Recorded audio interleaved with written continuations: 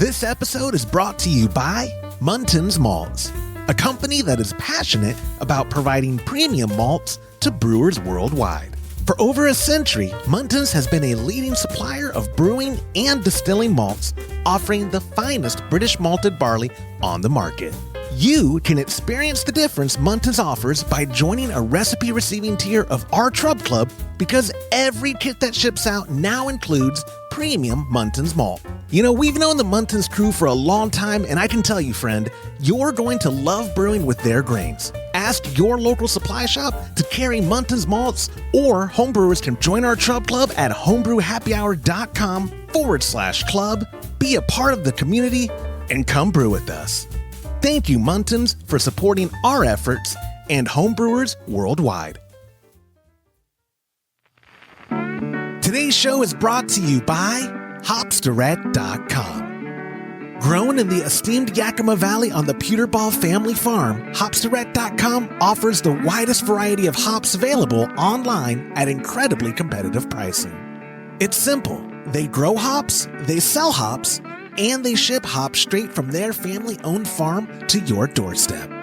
Producing the highest quality hops is Hopsdirect.com's passion, and they're proud to be an independent grower in the craft beer industry. Go to Hopsdirect.com right now and get what you need to make your brew day better. That's Hopsdirect.com. Today's show is brought to you by Imperial Yeast. You hear us gushing over Imperial Yeast all the time, and that's because their yeast performs for us in every batch that we brew. Imperial Yeast is adored by commercial breweries and home brewers alike. Their pitch-right pouches are jam-packed with over 200 billion fresh yeast cells, guaranteed to deliver flawless, fast fermentations every time. Imperial Yeast strains are grown by a team of pro brewers and home brewers who live to help other brewers learn more and ferment better. Join any recipe receiving tier of our Trub Club and get a free upgrade to premium Imperial Yeast with every recipe kit that ships out to you. Learn more at homebrewhappyhour.com/club and come brew with us.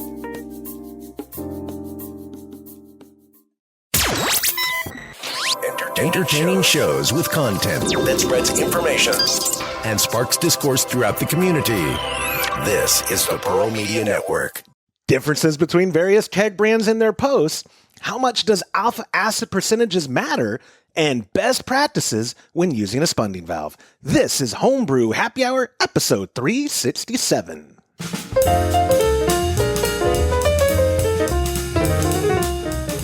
Well, hello and welcome back to another episode of the Homebrew Happy Hour. This is the show where we supply the answers to your homebrewing questions and discuss all things related to craft beer. And if you have a question you'd like us to discuss on a future episode, go to homebrewhappyhour.com, click on that submit a question link at the top of the page, but even better, call it into our hotline, 325-305-6107, and when I use your voicemail on a future episode, whether that's a question or it's feedback, you get yourself a $25 gift card to kegconnection.com. It's a really good deal. You should do that. I'm one of your hosts, Joshua Stubing, joined as always by my co-host. He is the Director of Operations at cmbecker.com, Mr. James Carlson, as well as the President and Chief Keg Washer of kegconnection.com down there, Mr. Todd Burns. Gentlemen, how goes it? Good. How about you? I can't speak. I flubbed the beginning. Not only did I mess up the beginning, but I also realized it's not how much does alpha acid percentages matter. It should be how much do alpha acid percentages matter. That sounds like a way you would have corrected me on that. I would have. I'm all flustered from the lunch we just ate. I have wet mouth too, so you can hear all my speech impediment on full blast. It's a great day. But I will say this: Did you say wet mouth? Wet mouth, when it's on like the just corners and inside your mouth. You never get wet mouth where it's hard to talk without spitting or like. Listen, people with speech impediments have probably heard wet mouth, where it's just like I feel like I have fluid just flowing in the corners of my mouth, and so the S's are a little bit slurry. The X's, yeah. I mean, that's how I normally talk too. But I will say Todd made one hell of a Thai curry and for dinner last night. And then there was so much left over. We had it for lunch today. And Todd, I would venture to guess we can make another 2 meals out of what's still left over. It's a lot. Come on. It was good. Not for you. Are you kidding me? You say that. You made a bunch and I ate a bunch and there's still a bunch. Yeah, we were just reminiscing last night, James, on the return of Fat Josh. I'm coming back. Every time I come up here, I've been up here this whole week. We're recording on Wednesday. I'm going to try to go home tomorrow after work. But every time I come up here for a week, I don't count. I don't care what I'm eating. I eat like quadruple the amount of calories every day. It's great. Liz babies me, and she makes incredible meals. I mean, incredible. And so last night, when I first got here, we had stuffed peppers, and then last night was Todd's curry, which was great. Todd spoiled me, whatever. And then tonight we're doing stuffed pork chops. Are you supposed to be talking about the beer we? Oh yeah, the beer too. Well, tonight Todd and I are going to film a taste test. I brought up, I would say there's about 2 gallons left of it of me and my pop's 2021 batch of breakfast stout. Todd still has a gallon-ish left of 2022 breakfast stout, and then he has a bunch left of last year's, I guess, 2023 breakfast stout. And he has commercial breakfast stout. So we're going to do 4 glasses up there taste testing. I guess one of us will have to label it somehow, Todd, so we know what we're drinking. But the idea was just to hold them up, see how it holds up. And actually, James, let me ask you, there are styles like a breakfast stout that people purposefully age, right? They will cellar it for a while. A lot of times they'll age them in whiskey barrels. And what is the idea behind why that is a style that can withhold time, like stand time, assuming no oxygen's introduced to it, whatever? Man, that's your area, not mine. I don't brew a lot of stouts. I just mean the style, because my dad, I mean, we have stuff from previous years by accident because it's not a style that we drink a ton of when we're drinking it. You know, like the batch I gave you all this year was damn near 9% or right at 9. Or what'd the label say, Todd? Like 8.9? It's up there. That's a boozy. Yeah, it was 8.9, I believe, is what your dad told us. It's a boozy beer. It's not labeled, by the way. So you asked me, now what's that one labeled? It's not. That's the problem. It's not? What? No. You know what your label was when you brought me the new beer? Because I was going through there and I was like, what the hell is this beer? And then there was this little bitty plastic tab on the side, and I looked at it and it said JS. Or BS. I was like, I have no idea what that is. FBS. And then I was like, that must stand for Josh and Scott. Oh, or Joshua Steuben. I think it's actually FBS is what it says on the label. If I had to, it says BS is definitely in there. Okay, BS. Yeah, it just says that's what it is. You're right. We should have labeled it for you, but we told you if you were to go on to brew. No, you didn't tell me. I was drinking it, and I texted your father and I said, "What is the?" I said texted both of you, and I was like, "What is the alcohol content on this?" And he comes back. He says, "I think it's 9.6." Yeah, and I was like, "Oh my gosh!" Yeah. And then it was 8.9. He texted me back. He's like, "No, I'm sorry. It was only 8.9." And I was like, no wonder. I seemed like I was so hammered the night before because Joshua, your son, told me it was like 4.5%. I didn't know. Yeah. It was a joke. Yeah. I would have lied though about that. You're right. Like, have this session breakfast stout. What I forget because the style's an imperial coffee stout. I think it has to be over 8% to be considered imperial. So I don't know what it has to be, but I know theirs is about 8%. Yeah, context clues, dude. If you know it's an imperial coffee style, I didn't know it was imperial coffee style because it wasn't labeled. Oh, okay, good point. Either way, we're gonna do that tonight. That's the beer he was talking about. Oh, James, you'd be jealous. We shared with him a Warsteiner Pils last night. That's so good. That's my number one favorite beer. Yeah, Todd made sure to mention that to his dad. His dad loved it too. My Pilsner is just James. It's just blub, blub, blub. It's just bubbling away. And it was slow the first day. And I was like, oh gosh, I hope I'm not going to have a problem. It just keeps going and keeps going. What's it at? Have you checked the gravity? I haven't checked the gravity. I don't know, but it's I mean, it's just bubbling away. So, yeah. That's good. Nice, slow and steady wins the race. Todd is also benefiting. Go ahead, Todd. I'm probably going to check it tonight because at some point I probably need to do a diacetyl rest. So he's benefiting. Yeah, you got that nifty easy den. Ooh, let's talk about that. Yeah. Here we go. Now we're on topic for something I like. He had a nifty. Oh no, it's broke. Yep. Oh, you know, our friend Jonathan, his broke too. Marut. And I talked to him about it, and he was like, I didn't even drop it that hard. And then I actually, mine, I knocked over and it broke. And I actually sent them an email today because when they got back to him, they told him it was going to be €250. They told me it was going to be €280 to repair it. Inflation. And I was like, guys, I love your product, and I've talked about it a lot on the show, but I can't in good conscience recommend it to people because it's fragile. Ridiculous to have a product that's fragile, and it costs 60%, more than 60% of the purchase price to repair it if it breaks. I just think that's ridiculous. It's silly. I just think it's and that's the one part they don't. They don't cover that in the warranty either, right? Isn't that the one piece of it? Like they know it's fragile. And so they don't know you. I'm real disappointed. Yeah. He was actually disappointed, so I didn't take a picture. We had the sticker, and I need to make more of them. No. I mean, you can mock me all you want because I did break it last night. I know, but when I don't actually remember breaking it, but I obviously broke it. I don't want a Todd Sad Easy Dens sticker, though. I don't think that hits as hard as the Sad Todd hydrometer sticker does. Yeah. People love that one. One of the things I said when I bought the Easy Dens is it's expensive, but think of all the hydrometers I'm not going to break. Well, it turns out it's a lot more expensive when you break that. A lot more. I could have bought like 60 hydrometers instead. Oh man. So. It is what it is. It happens. Like you said, and Jonathan Maru, he's an airline pilot. I suspect he's more careful than the average bear. When you break something, no offense, boss, but it's like, okay, that makes sense. It doesn't surprise me. It doesn't surprise anybody who knows you for more than a minute. Absolutely. But when Jonathan was like, he broke, when you told me he'd broken his, I was like, okay, that has to be fragile. That guy takes care of his stuff. I mean, you take care of your stuff, whatever. Yeah. Anyways, though, so it was my baby, though. I love that thing. I loved it. Now. Yeah. No. I'm mad at them. This is the origin story of when Todd became a villain. And we're going to find we're going to make a competitor to, is it Alton Par? I forget the name. They're Danish, right? I'm going to definitely stop by their booth and talk to him about it when I'm at the Craft Brewers Conference. Oh, in April? Oh, yeah.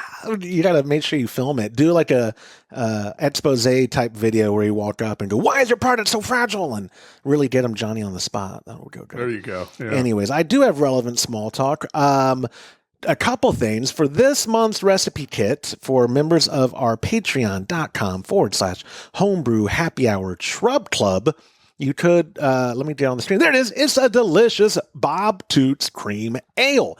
I will say first, thank you to our sponsors there on the screen. Munton's Malt for providing premium grains, Hopsterette.com for the freshest hops, and of course our longest sponsor of this show, besides Keg Connection, our friends at Imperial Yeast for sending us pouches of incredibly premium and efficient yeast. But again, with that being said, it's not a slight on them, but they got in the Pacific Northwest just pounded with bad weather last week. Hellacious storm. They weren't able to be open. FedEx had disruption and blah, yada, yada, to where they're catching up. So I was coming up this week to get a lot of stuff done, but part of that was recipe kits.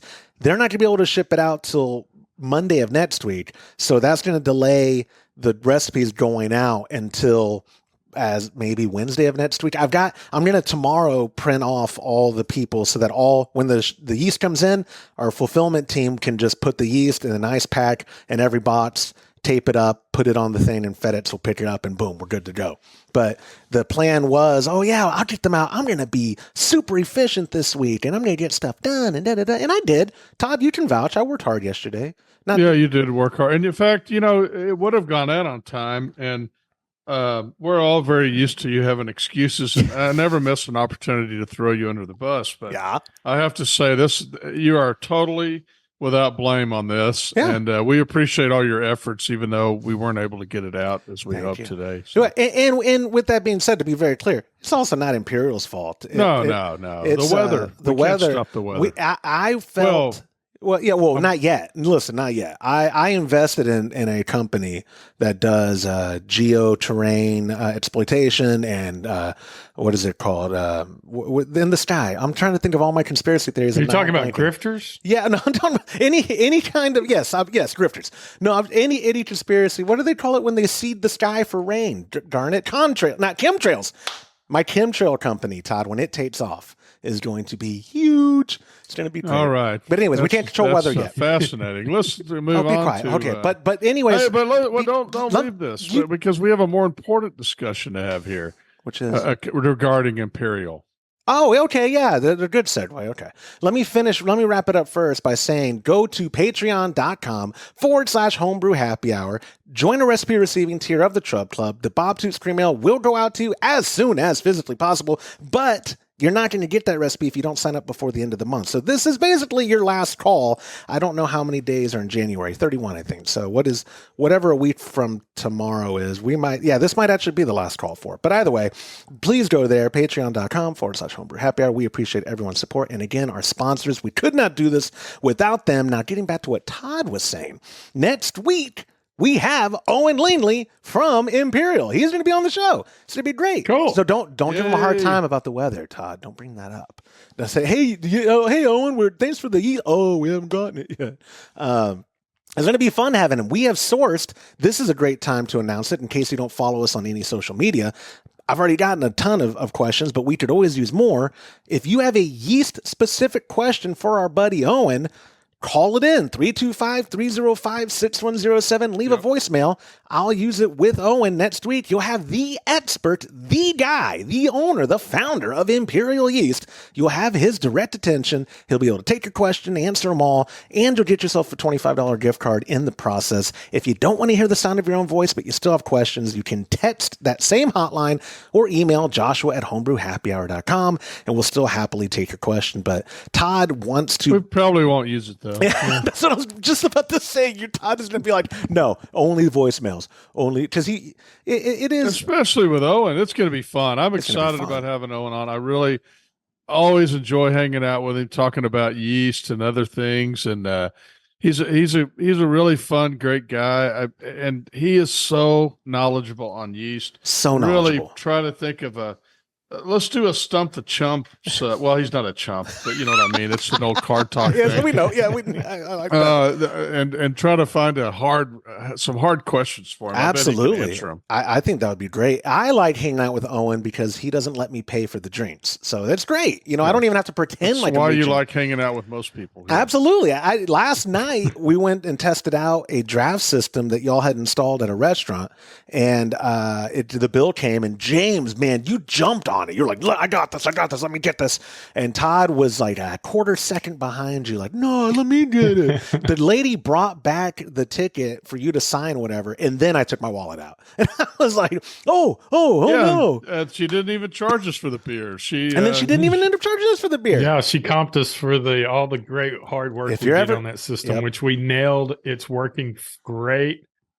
Yesterday was a good day. And I think we should mention what we did and why we did it. So we've been, as y'all know, we went to Hubris and worked with them on that's what I just said. Oh, I heard hubris. I think that's a bone. And no, humorous. We worked with them quite a bit on flow control faucets and some other projects that we've been talking about. And we were there for a day, one day. We flew back the next morning.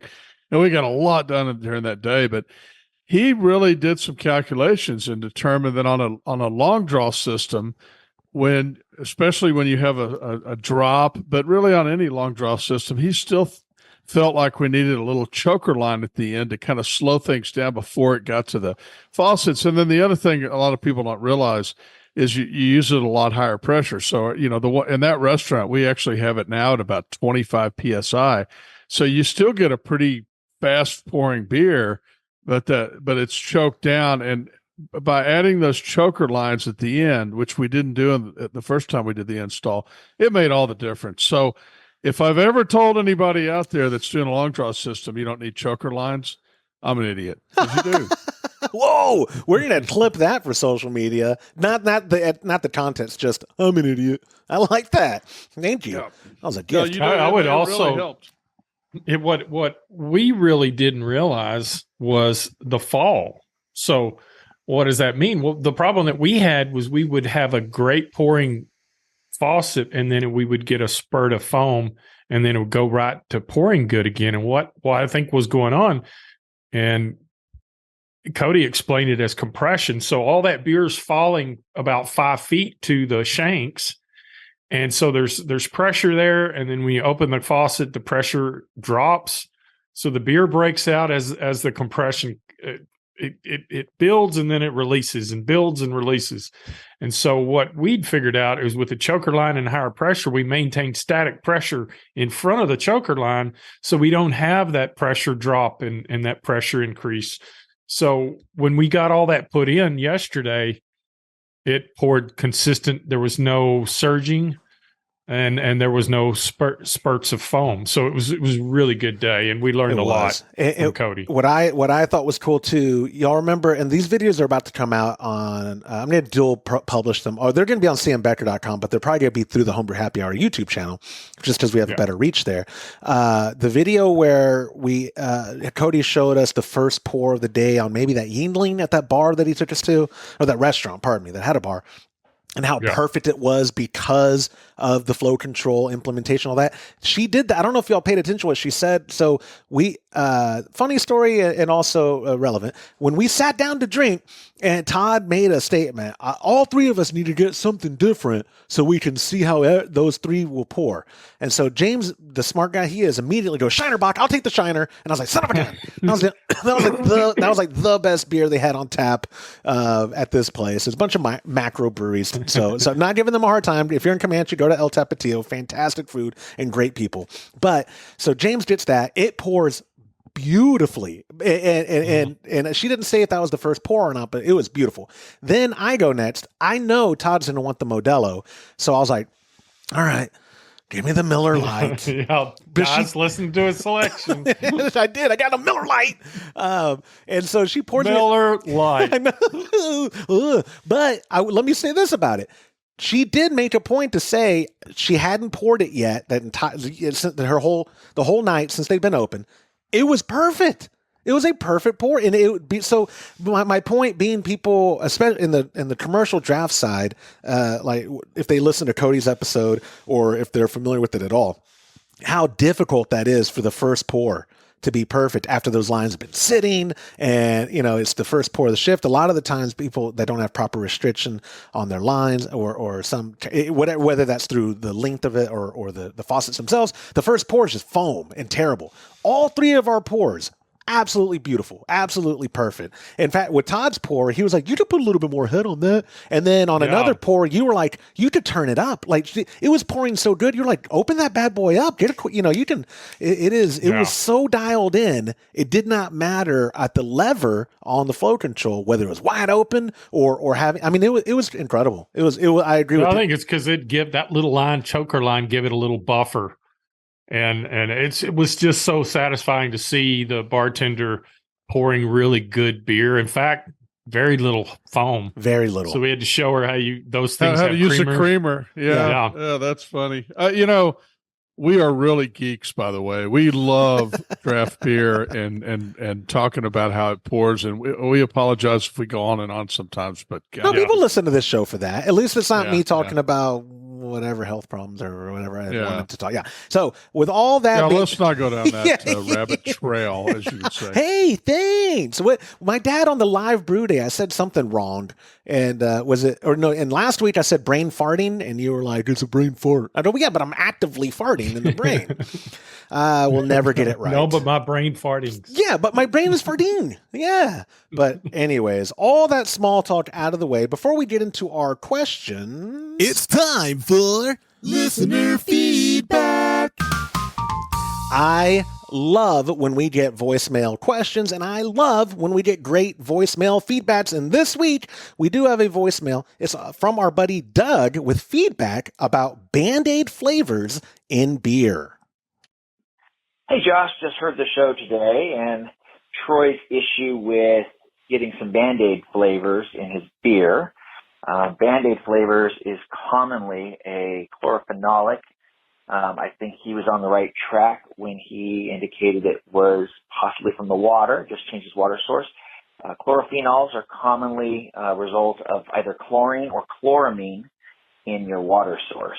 So the first thing he'd want to do is to check his water to see if his municipality is using chlorine or chloramine. If you could direct him to go to the website for his city. Oftentimes you can get and download the water profile there and find out if they're using chlorine or chloramine. If not, you can, for relatively low cost, send off a sample to Ward Labs and they can do analysis for him.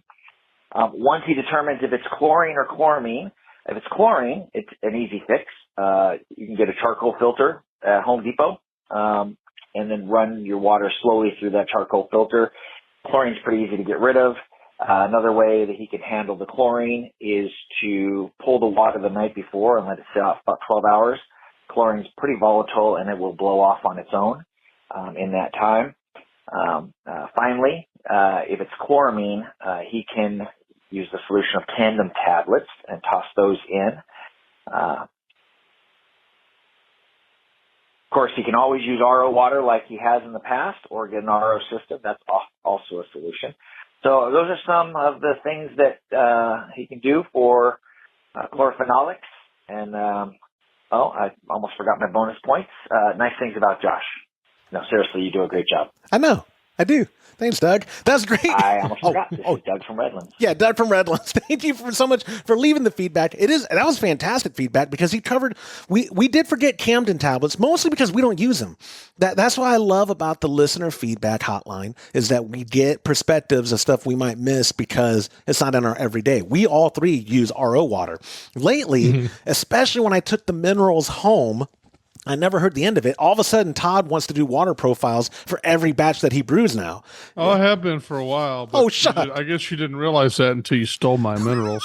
Oh, that was something we forgot to mention that. Before we get into the questions, let me put on the screen. Todd, I brought the minerals back. I trained the people how to make the batch. We now have Topo Chico kits, pardon me, sparkling mineral water kits to make a similar product to the very popular Topo Chico 5-gallon batch baggies for only $5.95 on the website.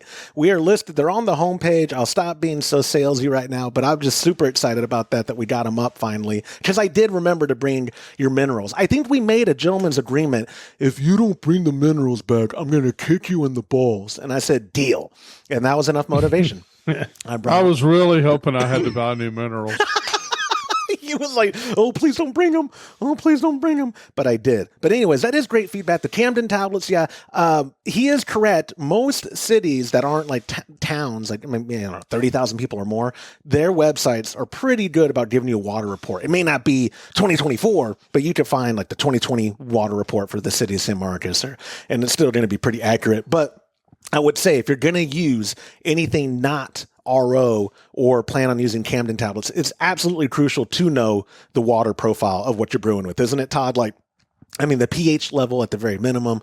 Like you want to know what minerals are in there because there are certain styles that are not going to be good at all if certain levels are out of whack or there's too much of one thing or another. And yeah, not even just styles, but there are certain areas where the pH is really out of whack, and it would probably affect most of your styles. So right, absolutely. So getting that report and all that is very important. And Doug, thank you so much for submitting that question. A reminder. If you leave feedback to 325-305-6107, you get yourself a $25 gift card to kegconnection.com. Or if you call that same number and you leave a voicemail question, you also get yourself a $25 gift card to kegconnection.com. Like our first question of the show, it's our buddy Jerry from Arizona. Hey there, Homebrew Happy Hour crew. Josh, you're amazing. And now that I got that out of the way, I got a really good question for you guys.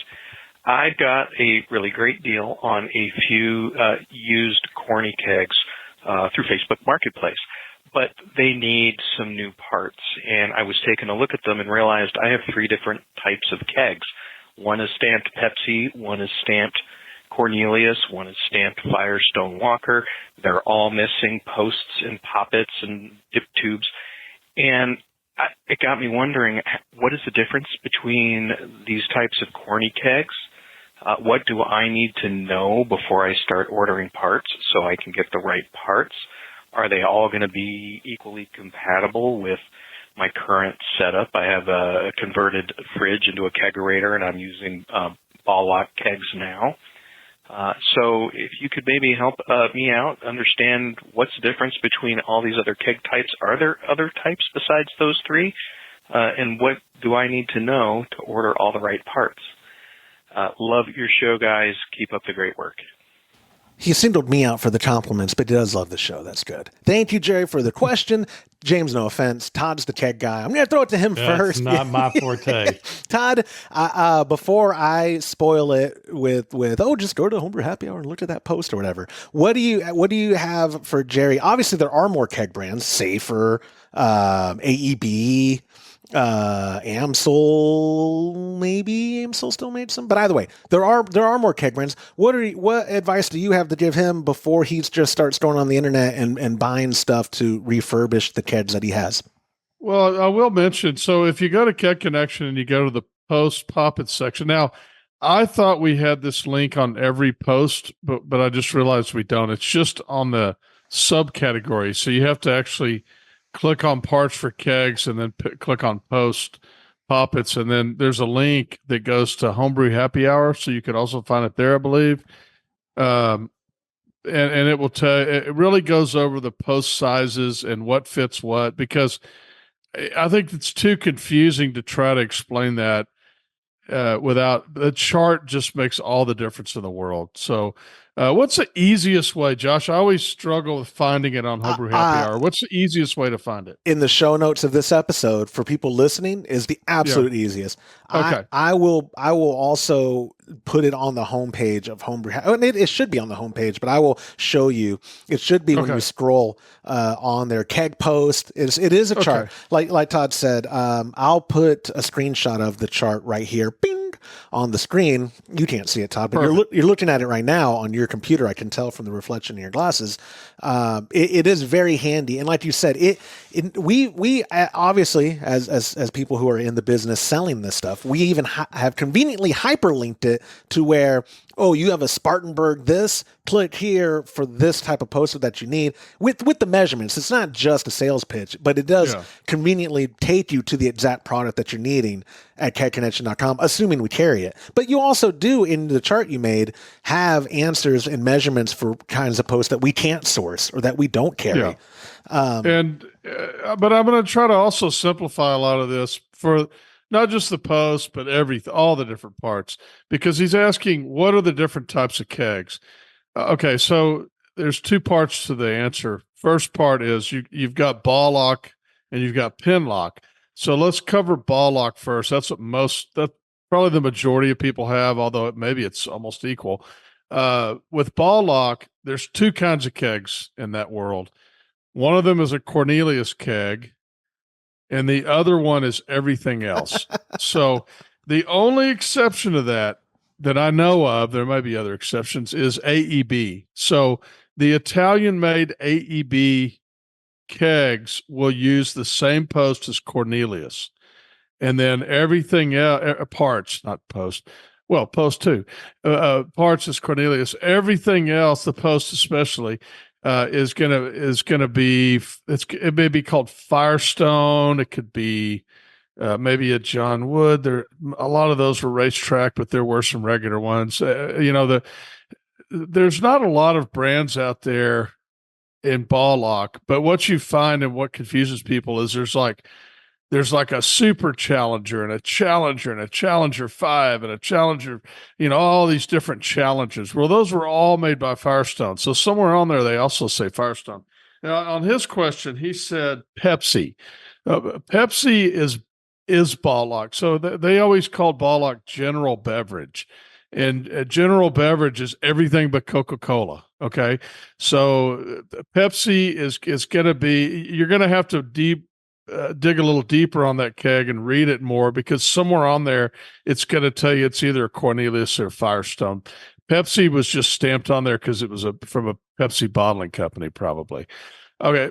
And then I'll go to Penlock. On Penlock, there's a lot more brands with Penlock. So there's always Cornelius, which is probably the majority of them are there's a lot of Cornelius out there. I don't know if it's the majority, but there's a lot of Cornelius, and then there's a lot of Firestone, but then there's also a lot of other brands, and I can't even tell you what all of them are, but there's quite a few different brands. I mentioned John Wood, but there's other ones as well. Those are all going to use the same parts as Firestone. So everything else is Firestone. So there's Firestone and Cornelius, and everything that's not Cornelius is Firestone, if that makes sense. Does that make sense? It does make sense. Yeah. Okay, good. Yeah, I don't know anything about any of that, so it makes sense to me. I will say this though, Todd, because I have people. We offer that Ultimate Keg accessory bundle, and people have asked me. I have Penlock posts here. I'm actually sending them out to our buddy Joe Whiting. Shout out to you, Joe. They're coming out to you. But people have asked me. They go, "Oh, wait! Before you put it in the lid, I need to make sure it's the right one." And I have to tell them, like, no. It is going to fit for the lid that we're putting it on. You know, we don't have to know the kind of keg you have, because that lid is going to fit your keg. But like you said, with unless it's a racetrack, yeah, you're right. Sorry, thank you. That you cover my bases. The standard lidded, and I don't believe I'm going to make a bold claim here. There is no such thing as a racetrack Penlock. I've never seen them, so I'm going to just say anecdotally, I know they don't exist. They're not there.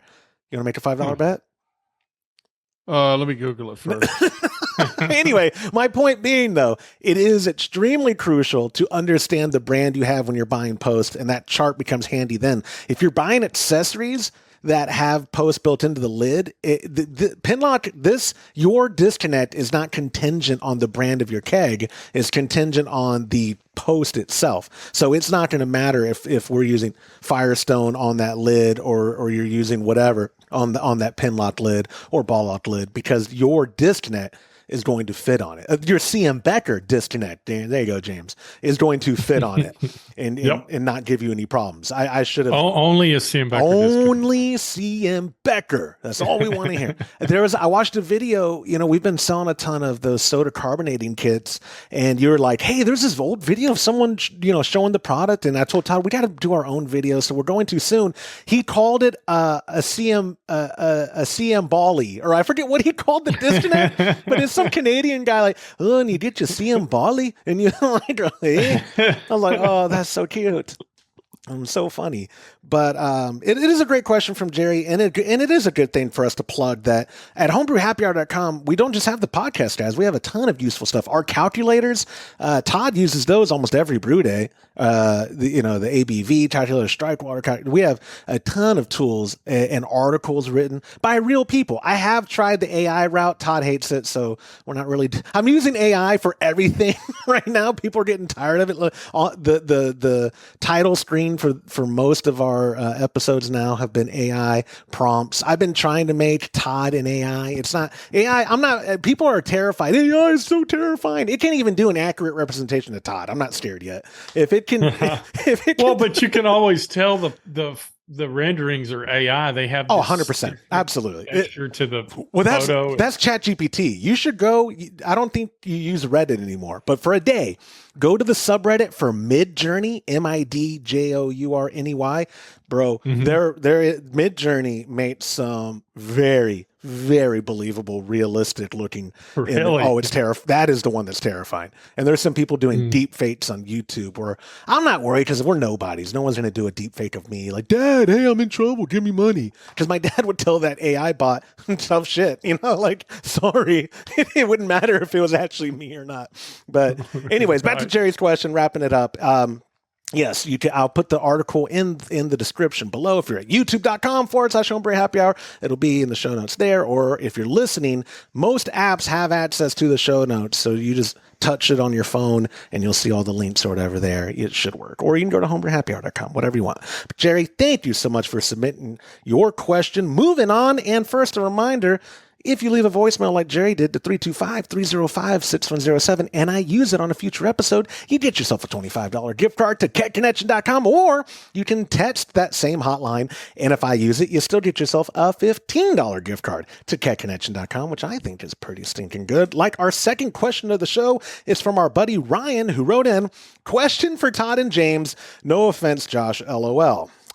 How much does that AA percentage number matter for hops? I brewed an ESB with EK Goldings, East Kent Goldings last year, and the alpha acids was 6.5. The pack of East Kent Goldings I just picked up to brew another ESB is 4. I have to imagine I won't have an exact replica of the last batch due to this. I do an ounce at 60 and an ounce at flame out if that helps. Cheers. See, guys, I take questions where I'm not being sucked up to, but it is a good, besides me flubbing the title of the show, it's do alpha acid percentages matter. James, what does it matter? Absolutely. Yeah, because that's the potential for bittering from the hops, and every seasonal batch has a different value. So they get judged kind of like around here cotton. And then they can determine on a batch given percentage of alpha acids per pack. And if you had a 6.5 and now you have a 4 and you're pitching the same amount, you're actually going to be bittering it less.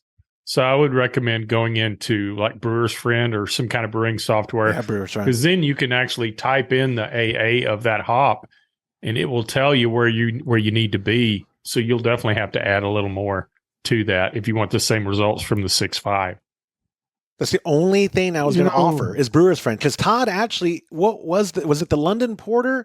What did you brew where the batch that we got in was lower than what I had? A lot lower. It was. But I always change the AA when I'm doing a recipe on Brewer's Friend. So anytime I brew a recipe, I always look at the package. I change the AA, and it's right there on the fly. So what I do is I write down what the bittering units are. And then I put in the AA, and then I change the amount of hops I'm putting in up or down to get to that same bittering units on the recipe.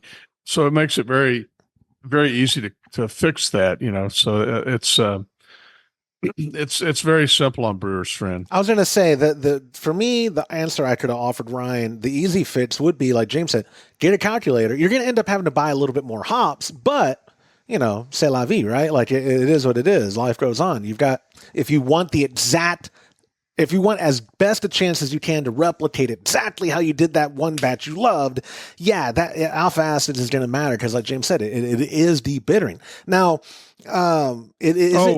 just mention one other thing real quick. Sorry, Josh. On Brewer's Friend, they do have an IBU calculator, beer bitterness separate too. Oh, no kidding. So if you don't put the whole recipe in, I mean, it's not. I've found some that are even easier, but on this one, what you would have to do is put it in an ounce and what the alpha acid is and how long you're going to boil it for, see what the IBU is, and then switch it to whatever your new one is and get back to that same IBU. So it wouldn't be difficult. Pretty simple to do. Yeah. Okay, we don't have that at Homebrew Happy Hour. I was about to. We should. We should. And spoiler, Lorena, I apologize. We're going to have her on next month. But I stole y'all's calculators and just kind of redid them and put them on Homebrew Happy Hour. I mean, I think she knows that. I think this was ask forgiveness, not permission, or I don't know the saying. I'm ruining that one too. But either way, we the owner, everybody knew that we were doing the same type of calculator. Oh, that's right. Yeah. I didn't just do it. Yeah, but we should add that on our website because that is a very handy calculator. But yeah, stop me if y'all have heard this. 2024 is the best time ever to be a home brewer because it is. Stop. And that will do it for the no. Oh, you said stop me You if did. I've heard No, you this. did. You did. I did. To make a long story short, Todd, as you know, I do. It's so incredible that you can just go on and plug in the info, and it'll tell you, oh, now you're going to need 1.42 ounces or whatever of the current batch you have. And thankfully, I have to imagine we only sold them in ounces. Local supply shops might break it up even more, but a half ounce increments, they might. When we were in the ingredients game, just for the sake of logistics, I think we only sold them in ounce increments. But I bet we did break them out for some of our recipes. Oh, of course, no. Yeah, we broke them down to quarters and whatever for recipes. I just mean when we were selling hops by themselves, it was ounce increments. You couldn't get, I only want to get a third of an ounce. So no, I just get the ounce. And because shipping and all that stuff, you really, the logistics of it. But if you're going, Ryan, to your local homebrew supply shop, maybe take your calculator page with you and do that. Or, James, what's going to happen if he just brews it the way it is? It's just going to be a less bitter. Yeah, it's going to be not as bitter as the last batch, but I think probably be fine. Right. I mean, yeah, if this is a relax, don't worry, have a homebrew, if you're not dead set, Ryan, on it being a 1-for-1 replica of that last batch, or as best as you can make it, it's going to be a good batch. It's not like that difference, James. Do you think is the 4 low enough to where it's like, oh my God, I wouldn't use that, or I would up it. I would do a 60, a 30, and a flame out. That big a jump between the 6.5 and the 4, I'd probably add a little hops to the bittering. You would do the calculations and add it up. Yeah, at the I would 60. probably. Okay. Yeah, I like it because again, you're trying to have consistency between. I did one. This was a while back, but the hops I was using was typically 2.5, and the batch was only like 1.5 or 1.8. Oh, wow. Yeah. So, and that's not as big a difference as what he had. Right. No. 6.5 versus 4. So I would definitely tweak that a little bit to get close to. If he liked the first batch and likes the way it tastes, then he probably needs to adjust at least the bittering. And this is also to say, people, your supply shop or the people who are shipping them out, hopstrat.com and others, they don't control the alpha acids. Like it's based on the harvest that they're getting. So don't get mad at them if they're the crop of that year. It's not like it's lower this year. You're cheating me out of it. No. It's just natural, baby. They take it off the vine, and it's like, oh no, it is what it is. Like you said, they weigh it. It's the percentage of alpha acid that makes up the body of that hop, right? And that how they come up with the percentage. Because I always thought it was a rating, and I was like, that's funny. They put the percentage sign next to a rating, but it is a percentage. It is the actual percentage of the alpha acids in that whole cone, I guess, or I get in the pellet in this instance. Yeah. But either way, Ryan, thank you so much for submitting your question. A final reminder, if you text or if you email to Joshua@homebrewhappyhour.com, you get yourself a $15 gift card to kegconnection.com. That's pretty stinking good if you ask me. But even better, you could call 325-305-6107. Leave a voicemail, and when we use it on a future episode, get yourself a $25 gift card. Like our third and final question of the show is our buddy John from Pennsylvania. Hi, Josh. This is John from the tool and die capital of the world. I have a question on pressure fermenting. I just recently got a Vermizilla, and watching some videos and trying to learn how to use it. My question is, when you pressurize it, do you leave the tank attached, or do you remove the tank and just let the fermentation naturally build pressure and release off the spunding valve? Or do you leave the CO2 attached at all times at a lower pressure? I'm not quite sure. If you could kind of go over some pressure fermenting tips, and it'd be very helpful. I also want to know, if I open up the fermenter with a thief to take a reading, do I then reattach and purge? Just basic pressure fermentation information would be great. Thanks, Josh. Remember, Kolsch, karate, and kindness. Thank you. You sound like Todd. It's jujitsu. Every time Todd passes by a taekwondo place, he takes a picture and goes, hey, you want to go train? I'm like, I don't do taekwondo. I don't. It's the same thing. It's just different names for the same thing. I was upstairs. The weather. This isn't the warehouse is in a field, and the warehouse, like the one in San Marcos are here. The mice don't like this weather, so there was a mouse I saw upstairs when I was up there, and it was scurrying around. I called Tyler. Do you have something I can kill it with? He goes, just do that karate stuff that you do, and he was making the noise like just do to the mouse. Yeah. I tried to do a ratatouille thing, and now I have rabies. But anyway, no, John, it's a great question. I'll start it by saying I have done it both ways with adding pressure on purpose. And then 99.9% of the time, though, I don't. I let the pressure build up, and my spunding valve is regulated to not let it get above 10. And the reason the first time I ever did it was adding pressure to it. We brewed, what was the batch? We did a double or triple brew day when Jonathan came up that time. Do you remember? And we did a small batch, but we put it in the 15.9 gallon Firmzilla. And it had so much headspace, and the temperature was a little warm. I believe that's why Jonathan was like, you know what? Let's just add the 10 right now, set it, and take it on the spunding valve, and then take it off just to establish it quicker. Because it might have been a pseudo lager we were doing anyway. So we were trying to give it the best chance to have a good fermentation, blah, blah, blah. But that was the only time. Now I have the spunding valve that we sell at kegconnection.com, the blow tie from Kedland with the CMB disconnect. That thing, I very rarely have to adjust it after the very first brew I ever did with it, where I let it build up pressure, and then I adjust it down to 10. And now, James, going forward, most of the time, I just put it on, and it might, go up to 12, and then, okay, let a little out, and it hovers at 10. Mm-hmm. It's pretty accurate in regards to holding it batch after batch after batch. Do you find any reason to add pressure to the vessel with CO2 manually right when you pitch the yeast, or do you just let it naturally? No. The only reason I do that initially is just to make sure the regulator's set at the right pressure. Because there's not a lot of range in that knob. So I'll go ahead and hook the gas up at 10 PSI, and I'll make sure, because you can hear the gas escape, and then I'll set the pressure, the spunding valve at the same pressure until it just stops. You can stop hearing gas escape, and then I'll leave the gas disconnected. Yep. One thing I wanted to point out is he was talking about using a thief. You really don't need to do that with a Firmzilla.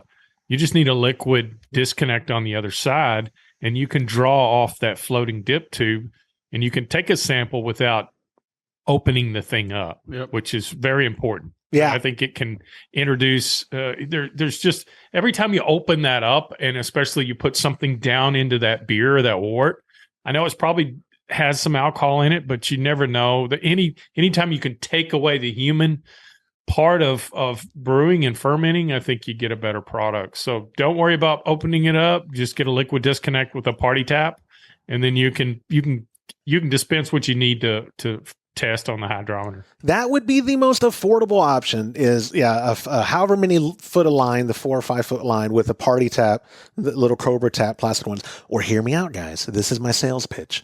A CM Becker flow control event faucet at the end of that 5/16 tubing. And I say that because then when it comes time to keg and forced carbonate, now you've got the best tool ever made to help you. Sample it you can sample it as you're going to have to. And that's another thing that's super cool about doing pressure fermentation. It's already going to be carbonated. Most of it's carbonated. So then you just got to top it off to your taste. So I know. I love so pressure fermentation. Dude. Thank you, Jonathan. I would have never done it if we didn't know about it and you hadn't have give us a class. The three of here on screen, old dogs, but a new trick was taught. Who would have thunk? Yeah. It's a Christmas miracle. And I say that, Todd, you have a Firmzilla. You might have two in your barn, but when you use them, do you do pressure or do you just put them in a room to temperature? A lot of times I end up doing my lagers in my your CF15 17 gallon fermenter, and it's got glycol, so I can control the temperature. So I'll do my lagers in that, and then I typically do my ales in the other one, and you don't want to pressure ferment the ales. So I don't pressure ferment. What do you mean? Often. You pressure ferment? People pressure ferment ales all the time. If they can't, because if they can't get their vessel down to temp, they can do it warmer. They can do it at room temp, and then it's still going to produce a, ester-free version of whatever they're brewing. Yeah, I've pressure fermented, and I guess it's a hybrid. That Kolsch I took to HomebrewCon was pressure fermented, and because I couldn't quite get my office down to 60 or whatever. I didn't want to, rather. I didn't want to stress out my thing when the outside temps were 95 plus. So that was at pressure. Now I haven't been doing pressure, for most ales, but I don't think lagers, and that might, solicit some feedback in the comments below or at, on our hotline 325-305-6107. But I think pressure fermented ales is pretty common. I think there are people out there who just pressure ferment everything they brew, because they enjoy the consistency of the process. Because,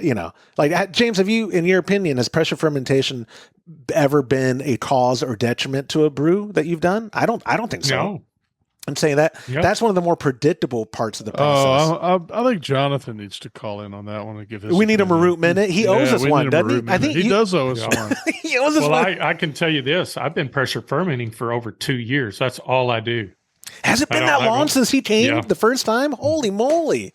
Time flies. I feel like, I forget we are the foremost experts online, guys, with pressure fermentation. We just are. Yeah. We're the experts. I love it. I don't ferment in any other way than pressure. Yeah, I know. Yeah. And it does make things, like I said, it makes that fermentation process more predictable in regards to what to expect. Here's how people know I didn't pressure ferment the alt beer. If you go to our Instagram page, or I think I put it on the last show, I actually put it on the screen.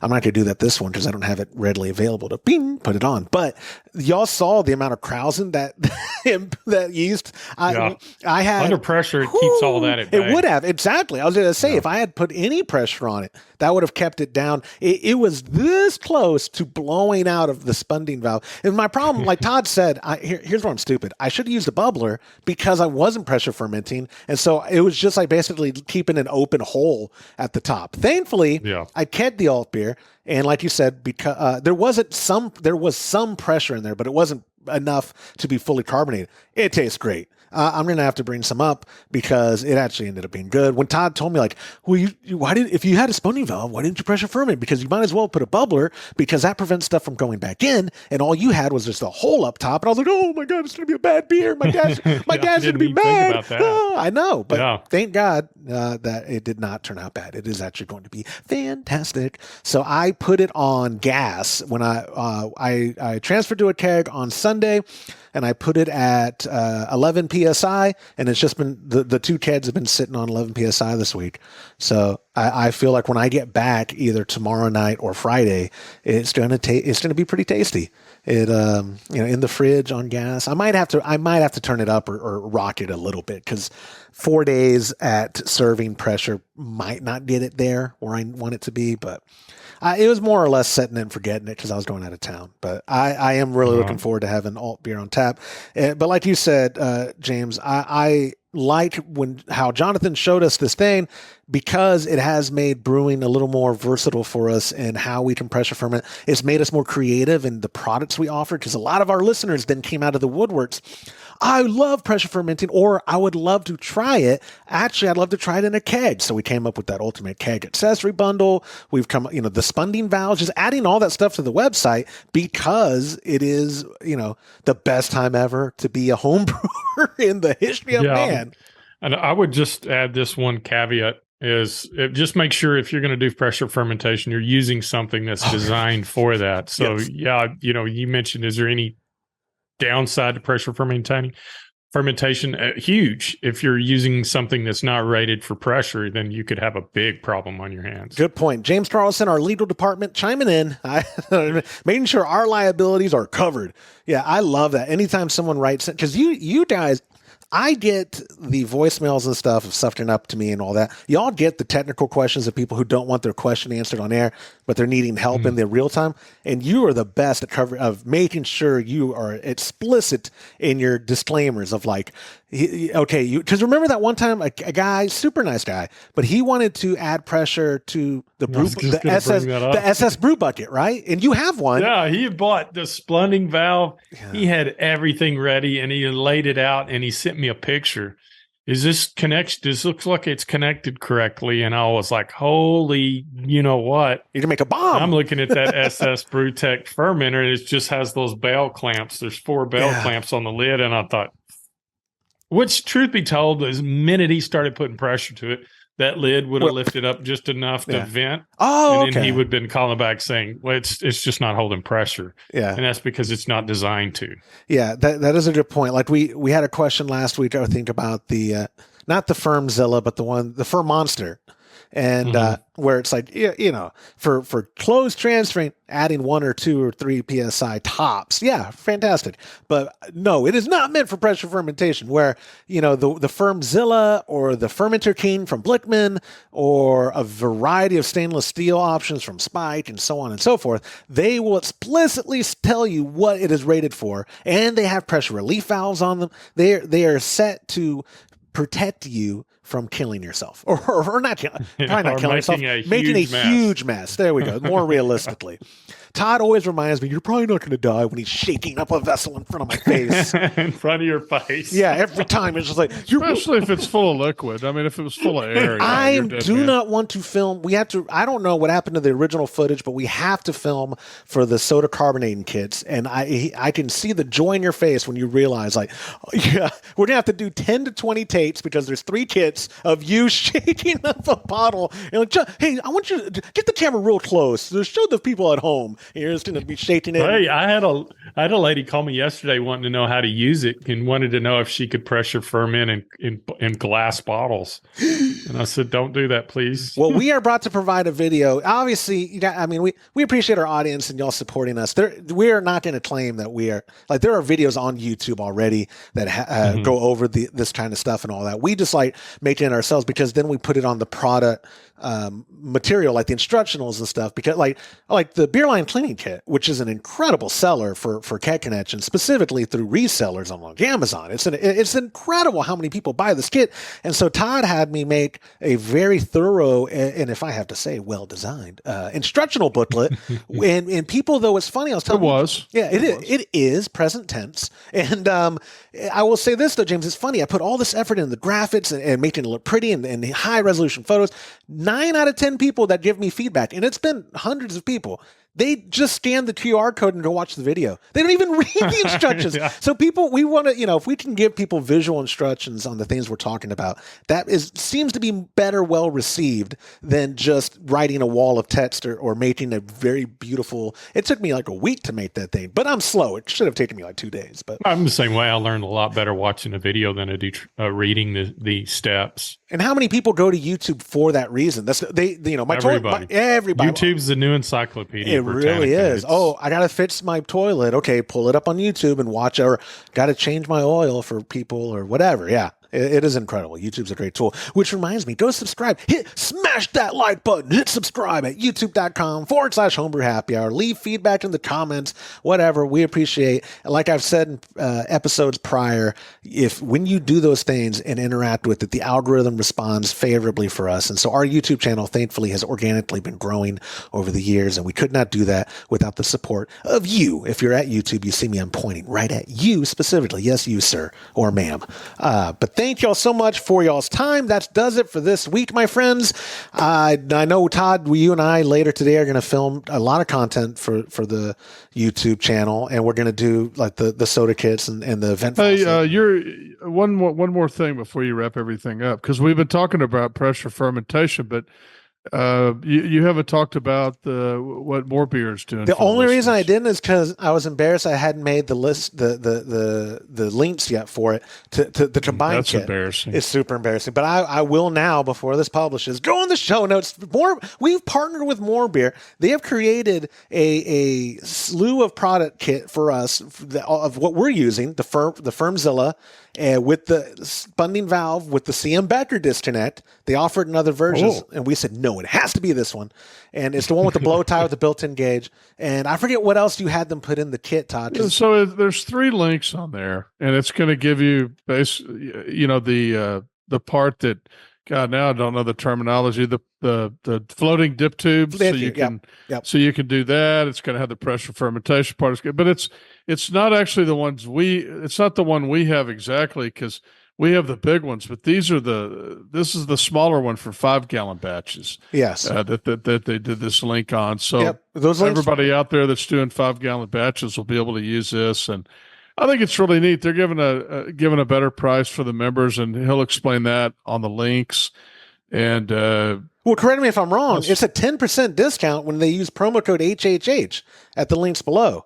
Yes, exactly. Yes. So, I mean, it is, we are very thankful. Our industry is 99.9% very cool people that we get along with. And the 0.1% is Todd in my life, in my anecdotal life. But, but the guys at More Beer, Todd reached out to Olin and Chris, and then Vito. They have a show. They have their own YouTube channel. I'll put that in the links below too. Go subscribe to their channel. They already have a lot more subscribers. So maybe go there and comment. Go subscribe to Homebrew Happy Hour. I'm petty like that. But Vito and those guys are doing cool stuff at that channel, and they were nice enough. Vito messaged us and said, our listeners get a 10% discount. Let me tell you how big a deal this is. You're right, Todd.